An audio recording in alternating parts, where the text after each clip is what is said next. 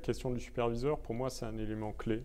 C'est de doter les agences de supervision européennes de pouvoirs élargis, mais également de s'assurer qu'elles mènent leur mission de manière beaucoup plus efficace et beaucoup plus pragmatique à la fois.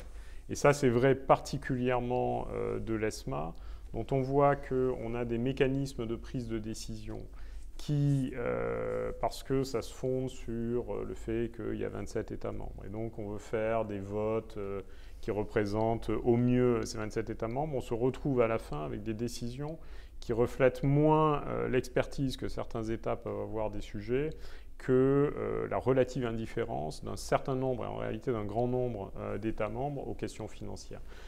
Ça, c'est une illustration. Qui sont les leaders en Europe là-dessus Les leaders en matière financière, sans grande surprise, aujourd'hui, c'est la France et l'Allemagne. Et puis, il y a un certain nombre de pays qui ont des spécialités fortes. Les Pays-Bas sur les plateformes de négociation, le Luxembourg sur la gestion d'actifs, l'Irlande également sur la gestion d'actifs, l'Italie et l'Espagne ont aussi des marchés nationaux assez développés. On voit bien que là, on a un cœur quand même qui est le cœur financier européen. Et la réalité aujourd'hui, c'est que les autres pays membres, et c'est normal du point de vue de la construction européenne, mais ils ont une voix dans le fonctionnement et la prise de décision. Mais surtout, on a une capacité de ces pays membres-là à s'opposer à un certain nombre de mesures, à s'opposer à un certain nombre de décisions qui peuvent être dans un certain nombre de cas problématiques.